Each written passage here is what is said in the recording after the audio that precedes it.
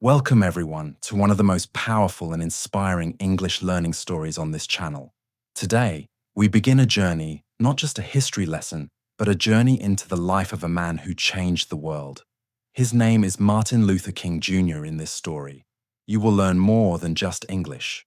You will learn about hope, struggle, love, fear, courage, and the power of peaceful words. You will hear the true story of a man who was not a king by title, but a king in heart. The man who fought against hate, using only his voice and his dream. This is not just any biography. This is a story told in the most simple, beautiful way, so that everyone, even if you're a beginner in English, can understand, enjoy, and feel every word you are about to discover. Everything. His childhood, his parents, his house, his early thoughts, his fears, his dreams, his pain, every small detail. So sit back, relax, and let the story take you into the early life of Martin Luther King Jr. It was a cold winter day, January 15th, 1929, in a place called Atlanta, a city in the southern part of the United States of America. A baby boy was born in a small, peaceful home on Auburn Avenue, a street known for its black families, churches, music, and strong community. This boy was given a name, Michael King Jr. Yes, you heard that right. He was not originally called Martin. His name was changed later by his father, but we'll talk about that soon. The house was small but warm. The family didn't have a lot of money, but they had something more important: love, respect, and strong faith. Martin's father was Michael King Sr., a strong, serious, and deeply religious man. He was a Baptist preacher, a man who spoke in church and taught people about God, truth, and justice. His mother was Alberta Williams King, a kind, intelligent, and musical woman. She was a teacher, a pianist, and full of calm strength. She taught little Martin how to play the piano and how to speak gently, even when the world is loud. Both his parents were deeply spiritual. They taught him not to hate, but to love. Not to fight with fists, but to fight with wisdom. The name change. When Martin was around 5 years old, his father, Michael Sr., traveled to Germany. There he learned about a man named Martin Luther, a Christian reformer who stood against wrong teachings in the church hundreds of years ago. Inspired by this brave man, Michael Sr. returned home and changed both his own name and his son's name from Michael to Martin Luther King. So from that day, the little boy became known as Martin Luther King Jr. Martin was a curious child. He always asked, Why are people poor? Why do some children go to better schools than others? Why can't I play with white children? Yes, at a very young age, Martin noticed that the world was not fair. When he was only 6 years old, something very painful happened. He had a white friend. They played every day. But one day that boy's parents said, You can't play with Martin anymore. He's colored. Martin didn't understand. He went home and cried. His parents explained gently, Martin, in this country, black people and white people are not treated equally. It's wrong. But it's the truth. That moment broke his heart, but it also opened his eyes. Martin lived in a 2-story wooden house with his grandparents, parents, his older sister Christine, and his younger brother Alfred. They were a close family. They ate meals together, prayed together, and laughed together. Every evening, the family sat at the dinner table. His father would ask, What did you learn today? And little Martin would speak about school friends and his thoughts, even as a child. His words were strong. His voice was soft. But it had something special. It had sincerity. He loved to read books and listen to his father preach in church. He enjoyed Bible stories and would stand on a chair, pretending to give speeches to his family, like a little preacher. Martin was not a perfect child. He was smart, but sometimes he was stubborn. If he did something wrong, his parents would discipline him, sometimes with a belt, as was common at that time, but every punishment came with a hug and a lesson. They would say, "We do this because we love you, because we believe in the man you can become." This gave Martin a strong sense of right and wrong. Martin's family went to Ebenezer Baptist Church every Sunday. It was more than a building. It was a place where people cried, sang, hoped, and found strength. Young Martin watched his father preach and saw the crowd rise in emotion. He thought to himself, "One day I will speak like that. I will touch hearts too." The rhythm of the church songs, the words of the Bible, the energy of the crowd, all of this became part of Martin's soul. Martin started school earlier than most kids at age 5. He was very intelligent, so he skipped 9th and 12th grade, which means he went to college at just 15 years old. But even as a student, he felt the pain of racism. He couldn't use certain libraries. He had to sit at the back of the bus. He saw signs that said, "Whites only on water fountains, restaurants and schools." These things made him angry, but he didn't scream. He watched. He thought he listened. He told himself, "One day I will change this." As Martin grew older, the world around him became more difficult to ignore. The pain of segregation wasn't just in his childhood anymore. It followed him everywhere. But something inside him was changing. He was no longer a small boy who asked, "Why can't I play with them?" He was now a teenager, quietly observing how the world treated people like him. By the time he was 13, he had already decided, "This is not right, and I must do something about it." He had seen his father stand up to white men in public without fear, and that image stayed in his heart once they were shopping for shoes, and the white storekeeper told them to move to the back of the store because they were black. Martin watched as his father firmly said, "We'll either buy shoes sitting here or we won't buy them at all." They left the store without buying anything. That moment lit a fire in Martin's young heart. Not a fire of hate, but a fire of pride, courage, and quiet strength.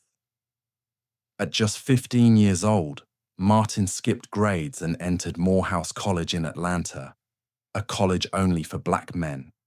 At that time, it was a place where young black boys were trained to become leaders. Imagine this. Most 15-year-olds are still in school, but Martin was already in college, walking among men much older than him. In the beginning, he didn't plan to become a preacher like his father. He wanted to become a doctor or a lawyer. He felt religion was too emotional and didn't answer all the questions of the world. But something happened inside him. While at Morehouse, he started reading the words of powerful thinkers and writers. He read the Bible again, but this time with deeper eyes. He read books by philosophers like Plato, Aristotle, and especially a man named Mahatma Gandhi, whose non-violent fight for India's freedom deeply touched Martin's soul. He began to see that words, peace, and moral strength were stronger than fists or guns. Slowly, the desire to serve, to guide, and to change the world through words began to grow in him. And by the end of his time at Morehouse, Martin had made up his mind he would become a minister just like his father and grandfather, but with his own voice, his own ideas, and his own way of walking the path after finishing Morehouse. Martin went to Crozer Theological Seminary in Pennsylvania. Now, this was the first time he truly lived among white students, and it wasn't easy. Most of them were polite, but Martin always felt a quiet wall between them. He was a brilliant student. He read everything: the Bible, theology, philosophy, poetry. He even started studying psychology to understand how the human mind works. He was serious but not cold. He laughed, he played, and he even won awards for being the most outstanding student in the class. But behind his success, he was still trying to find his true voice. He once wrote in his diary, "I have a deep urge to serve humanity." This was not a boy playing church. This was a man searching for the best way to heal a broken world. He didn't want to just preach in a church. He wanted to touch people's souls. He wanted to stop wars, stop racism, stop poverty, and he was looking for the tools to do that. It was also during this time that Martin began to experience deep loneliness living away from home, surrounded by people who didn't understand the pain of being black in America. He often felt alone. He would write letters to his mother and father, telling them how much he missed them and how much he loved them. But in his heart, there was still hope. He knew something big was waiting for him during his time in seminary. Martin also learned to speak with calm power. He practiced his speeches, read them out loud in his room, tested different tones. He was creating a voice that was firm but gentle, strong but peaceful. His dream was not to become famous. His dream was to be useful, to become a bridge between pain and peace. After Crowe-Martin wanted to go even higher, so he moved to Boston, where he studied for his PhD in theology at Boston University. Boston was very different from the South. The racism was not as loud, but it was still there in small, hidden ways. In Boston, something very special happened. He met the woman who would change his life forever. Her name was Ketta Scott. She was a young, beautiful, educated woman who studied music at the New England Conservatory. She was smart, confident, talented, and full of grace. Martin was drawn to her, not just because of her beauty, but because of her mind and heart. She cared about civil rights. She believed in peace, justice, and human dignity. Just like Martin. Their first meeting was arranged by a friend, and after talking with her, Martin said, "She is not only attractive, but she has character." They started dating. They would take long walks, talk about books, music, politics, and the future Martin would often call her and read poetry to her over the phone. He said she made him feel like home. They got married in 1953 in Alabama in a small ceremony where Martin's father performed the service Ketta. Later became his partner in every struggle, every speech, every march. She was not just his wife, she was his equal, his strength and his silent warrior. While working on his PhD, Martin also worked at churches, gave sermons, and helped people who were in need. He believed that faith was not just about praying, it was about acting. He often told people, "If I cannot do great things, I can do small things in a great way." He finished his PhD in 1955, becoming Dr. Martin Luther King Jr., and soon after he became the pastor of Dexter Avenue Baptist Church in Montgomery, Alabama. It was a small church, but his voice was growing. He was only 26 years old. But when he stood in the pulpit and spoke, people felt something powerful. He didn't shout. He didn't beg. He spoke with rhythm, with honesty, with passion. People began to say, "There is something different about this man. He is going to lead us somewhere new." And then something happened in Montgomery that would change Martin's life and the entire world forever. One day, a black woman named Rosa Parks refused to give up her seat to a white man on a segregated bus. She was arrested. This small act of courage became a spark. Black leaders in Montgomery came together and said, "We need to fight this injustice. We need a leader, someone young, educated, calm, and brave." They chose Martin. It was not something he planned. He had only just arrived in the city, but destiny was calling, and Martin said yes. From that moment, Martin's journey as a civil rights leader truly began, but he was not ready yet for the storms that would come. He had no idea that soon people would threaten his life, his family, and everything he loved. But still, he stood strong, because he believed deep in his soul that nonviolence, love, and truth were stronger than fear bullets or hate. Martin didn't ask for fame. He didn't chase attention, but sometimes history doesn't wait for people to be ready. It chooses them. And when Rosa Parks refused to give up her seat in December 1955, history knocked on Martin's door at just 26 years old. He stood in front of a crowd in a church filled with black men and women, many of them scared, angry, and tired of being humiliated every single day, tired of sitting at the back of the bus, drinking from separate fountains, using separate bathrooms, and being treated like second-class citizens. They didn't want violence. They wanted dignity. They wanted to be heard. And Martin, calm, confident, young but wise, stood up and said words that would echo through time. If we are wrong, justice is a lie. If we are wrong, then the Constitution of the United States is a fake. If we are wrong, God Almighty is wrong. The people in the church didn't just listen.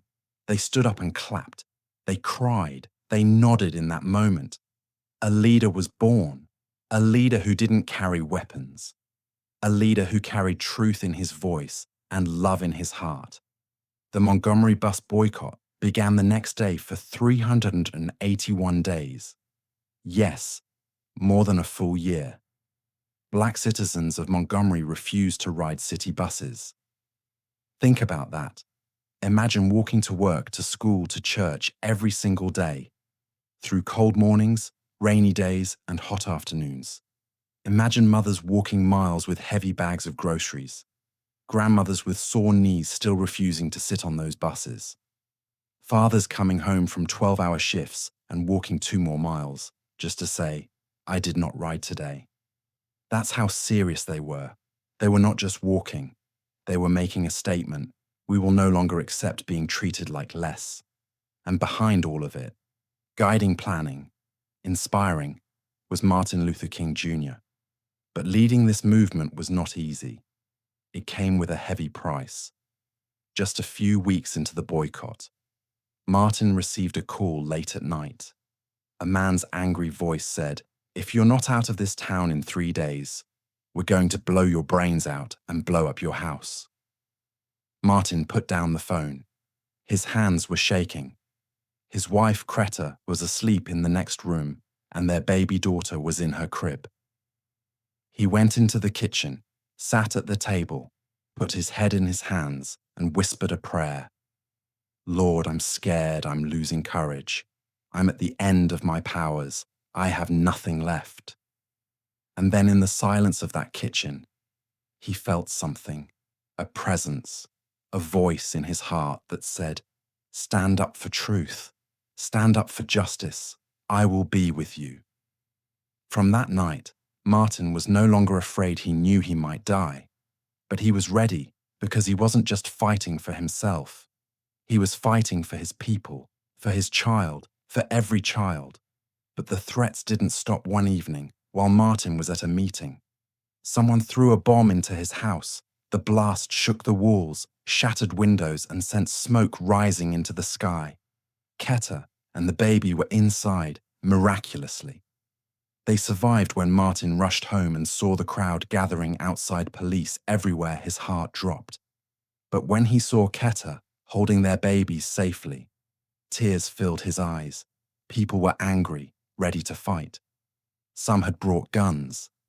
But Martin stood on the broken porch of his house and raised his hand. He said, "We must meet hate with love. We must meet violence with non-violence." And the people listened.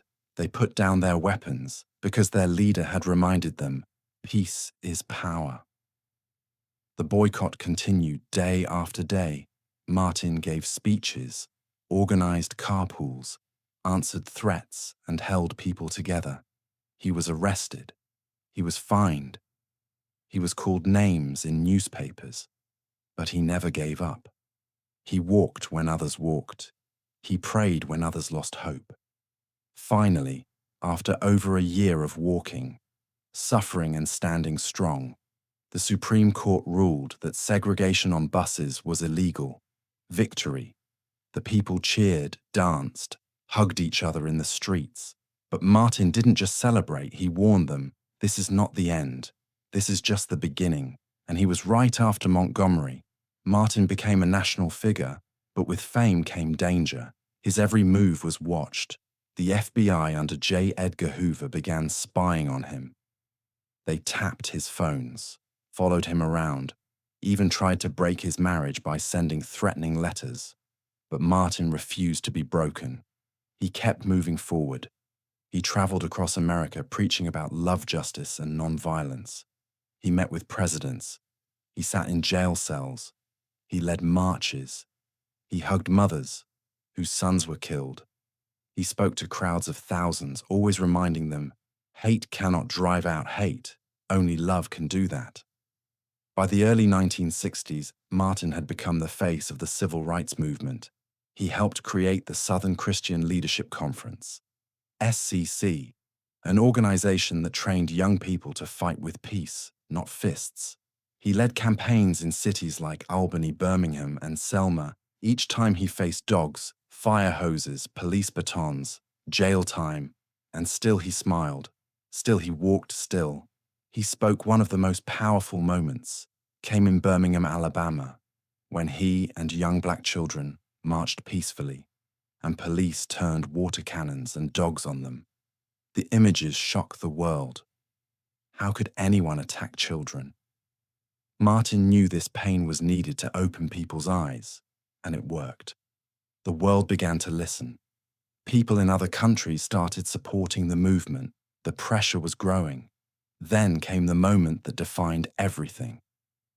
August 28, 1963, the March on Washington for Jobs and Freedom. Over 250,000 people gathered in Washington, D.C., black and white, young and old, hand in hand, waiting to hear Martin speak. The sun was hot. The air was heavy. But when he stepped up to the microphone, something magical happened. His voice was calm. At first he talked about injustice, about the broken promises of America. But then someone behind him, a singer named Mahalia Jackson, shouted, "Tell them about the dream, Martin." And he did. He spoke words that shook the soul of a nation. I have a dream that one day little black boys and black girls will join hands with little white boys and white girls as sisters and brothers. I have a dream that one day every valley shall be exalted, every hill and mountain shall be made low, free at last, free at last. Thank God. Almighty, we are free at last. The crowd exploded in cheers. People cried. People hugged. That speech wasn't just words. It was hope in human form. It wasn't just about race. It was about freedom, dignity, and unity for all. But after the dream came reality, more jail time, more threats, more struggle. In 1964, Martin won the Nobel Peace Prize, the youngest man ever to receive it at that time. But instead of relaxing, he used the money to support the movement. He started to speak out, not just about racism, but also poverty and war. He said, "What good is having the right to sit at a lunch counter if you can't afford to buy a burger?" He began to fight for the poor black, white, native, Hispanic, all people suffering under inequality. By now, the entire world knew who he was, but with great recognition came even greater pressure, danger and responsibility. His face was on television screens. His words were printed in newspapers. His name was written in history. Yet he was still a man, a husband, a father, a dreamer at home. His family life continued to be filled with love, but also fear. His wife, Greta Scott.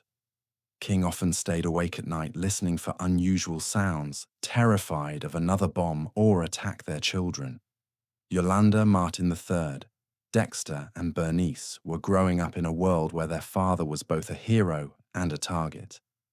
Every time he left the house, there was no guarantee he would return. But Martin, even with this constant fear, remained calm. He had trained his mind to stay focused, to keep going, no matter what. During this time, King expanded his fight for justice beyond the South. He began addressing housing discrimination in the North. In 1966, he moved into a rundown apartment in Chicago to show the terrible living conditions that many black families faced. The apartment was cold, the windows were broken, and rats ran across the floor. King lived there on purpose to understand their pain, to feel their struggle, and to wake up the world. He marched through the streets of Chicago, where angry crowds screamed at him. People threw bricks and rocks. One of those bricks hit him in the head. He bled, he staggered, but he didn't stop. Instead, he straightened up and kept marching. When someone asked him how he could face so much hate, he simply said, "Love is the only force capable of transforming an enemy into a friend." But as King continued his work, not everyone agreed with him anymore. Some younger civil rights activists thought his methods were too slow. They believed in fighting back with force. They called for revolution. Not patience, King respected their frustration, but he never changed his belief in nonviolence. He often said, "Returning hate for hate multiplies hate. Only love can drive out hate." In 1967, King took a bold step that surprised many of his supporters. He spoke out strongly against the Vietnam War. While many leaders avoided the topic, King stood at Riverside Church in New York and delivered a speech titled "Beyond Vietnam." He called America the greatest purveyor of violence in the world today. That line alone caused a political storm. Newspapers turned against him. Donations slowed down. Even President Lyndon B. Johnson, who had once supported civil rights laws, became angry. But King didn't back down. He said, "A time comes when silence is betrayal." That same year, King launched what he called the Poor People's Campaign. He realized that racial equality was only part of the problem. He believed poverty was another kind of slavery, and it didn't care about skin color. Black, white, Hispanic, Native American, millions of people were suffering. So King planned a march on Washington, not just for civil rights, but for economic justice. He wanted to bring thousands of poor people to the nation's capital and camp there until the government took action. But before that could happen, something urgent pulled him to Memphis, Tennessee. In March 1968, a group of black sanitation workers went on strike. They were treated unfairly, paid low wages, and forced to work in dangerous conditions. Two of them, Eckel Cole and Robert Walker, had been crushed to death in a garbage truck. Their deaths sparked outrage. The workers carried signs that read, "I am a man." They demanded respect, safety, and fair pay. King knew he had to stand with them, so he flew to Memphis, but tensions were high. A previous march had turned violent when some young protesters broke windows. King was heartbroken. He knew that if his movement was going to succeed, it had to stay peaceful. So he returned to Memphis a few days later, determined to lead a nonviolent march on the evening of April 3rd, 1968. King delivered what would become his final speech. He stood at the Mason Temple Church in front of a packed audience outside. A storm raged, thunder roared, and rain beat down. Inside, King's voice thundered louder. He spoke with fire, as if he knew the end was near. He said, "We've got some difficult days ahead, but it really doesn't matter with me now. Because I've been to the mountaintop, I just want to do God's will, and He's allowed me to go up to the mountain. And I've looked over, and I've seen the promised land. I may not get there with you, but I want you to know tonight that we as a people will get to the promised land." People cried. They cheered. Some felt chills run down their spines. It was more than a speech. It was a prophecy. The next day, April 4th, 1968, was calm. At first, King was staying at the El Rain Motel in room 306. That evening, he stepped out onto the balcony to get some fresh air before dinner. He laughed and talked with friends. Then, at 6:01 p.m., a gunshot tore through the silence. The bullet struck him in the face, cutting through his jaw and spine. He fell. Blood poured from his wound. People screamed, chaos erupted. His friends ran to him, shouting, praying, crying. He was rushed to St. Joseph's Hospital, but the damage was too great at 7:05 p.m. Dr. Martin Luther King Jr. was pronounced dead. He was just 39 years old. News of his death spread across the world within hours. Cities exploded in riots. Fires burned. People screamed in grief and anger in homes across America and beyond. Millions sat in silence watching the news, feeling as if the sun itself had gone dark. The news moved fast on radios, black and white TVs, and in every newspaper in homes, churches, schools, and streets. People cried. Some sat in silence, others fell to their knees, some were angry, many felt lost, but the world didn't stop. Instead, something powerful happened, something King himself had always believed in. You may kill the dreamer, but you cannot kill the dream. And that is exactly what happened in more than 100 cities across America. People poured into the streets. Some marched peacefully, holding candles and pictures of Dr. King. Others, full of pain and anger, began to protest violently. Buildings burned glass, shattered sirens wailed through the night. Washington, D.C., Chicago, Baltimore, all turned into battlegrounds of grief. People asked, why him? Why now? But through that fire, something else was burning too. A call for change. Dr. King had spent his life shaking the conscience of America. And now in death, he had shaken it even more. Just 1 week later, on April 11th, 1968, President Lyndon B. Johnson signed the Civil Rights Act of 1968, also known as the Fair Housing Act. This law made it illegal to refuse to rent or sell homes to people because of their race, religion, or background. It was something King had been fighting for in Chicago. He didn't live to see it, but his death made it happen on April 9th, 1968. King's funeral was held. Thousands came, not just famous leaders, but ordinary people, farmers, mothers, janitors, students, teachers, soldiers. They all walked, many in tears, behind the wagon that carried his coffin. It wasn't a golden car. It wasn't expensive. It was a simple wooden wagon pulled by 2 mules. Just as King would have wanted, humble, close to the people inside churches and across radios. One of his favorite songs played, "Precious Lord, Take My Hand." And as that song played, many closed their eyes and whispered his words, "Free at last, free at last. Thank God Almighty, we are free." At last, King had planted seeds, not in the ground, but in the minds and hearts of millions, and those seeds began to grow. His children took the torch. His wife, Coretta Scott. King didn't stop. She became a voice for peace, justice, and women's rights. She opened the King Center in Atlanta, a place to keep her husband's vision alive. Their children, Yolanda Martin III, Dexter, and Bernice, also carried his message forward in different ways.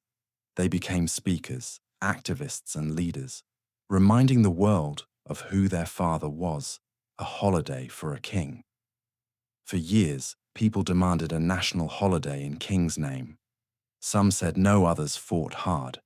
But finally, in 1983, President Ronald Reagan signed a bill creating Martin Luther King Jr. Day, a national holiday, to honor him every year on the 3rd Monday of January. The first official holiday was celebrated in 1986. Today, people across America, and in some countries around the world, take that day to remember his message of love, justice, and unity. Streets, schools, and statues. More than 900 streets in America are now named after Dr. King. Thousands of schools, libraries, and buildings bear his name. In 2011, a giant stone memorial was built in Washington, D.C., not far from the Lincoln Memorial, where King gave his "I Have a Dream" speech. His face is carved into rock, standing tall like a mountain, solid, unshakable before King. It was normal for Black Americans to be treated unfairly. They couldn't vote freely, live where they wanted, or attend certain schools. Many lived in fear because of King's work. Black Americans won the right to vote freely. Segregation in schools and public places was outlawed. Millions of people of all races started to believe in equality. His ideas crossed oceans in South Africa, India, and even Europe. People followed his methods to fight injustice. More than 50 years have passed since his death. But Martin Luther King Jr.'s voice still lives every time someone chooses peace over violence, every time someone stands up for the weak, every time someone says, "I have a dream." King's spirit is alive. Why his story still matters today. Many young people today never saw King on TV. They never heard him speak live yet. His words still move hearts. Why? Because King was more than a leader. He was a mirror, showing us what we could become if we chose love over hate. He believed in a world where people are judged not by skin color but by character. Love is stronger than fear. One voice can change a nation. He didn't carry a sword. He carried hope, and hope is the most powerful weapon of all. Martin Luther King Jr. was not just a speaker, he was also a writer. He wrote books to share his ideas, his dreams, and his fight for justice. His words gave people hope. One of his most famous books is Why We Can't Wait, where he explained why the fight for civil rights could not be delayed. He also wrote Stride Toward Freedom, which tells the story of the Montgomery bus boycott. His books are full of truth, courage, and love. Even today, people read them to learn how to stand up for what is right. His words still teach the world how to fight, hate with peace, and how to dream big. No matter how hard life gets, what can we learn from him? King once said, "Life's most persistent and urgent question is, what are you doing for others?" That is the question we must still ask ourselves. So let us not just remember Dr. King. Let us become what he believed in. Be kind, be brave, stand up. When it's easier to stay silent, speak peace when the world screams anger, and always, always keep dreaming. Martin Luther King Jr. didn't live a long life, but he lived a great one. He didn't have money, power, or an army. He had something stronger, a voice full of truth, a heart full of love, and a dream big enough to change the world. He taught us that you don't have to be perfect to make a difference. You don't need to shout in anger. You don't need to fight with fists. You just need courage, kindness, and belief. Lessons from his life. Simple and powerful ones. Stand up. Even if you're alone, King stood up against racism and injustice.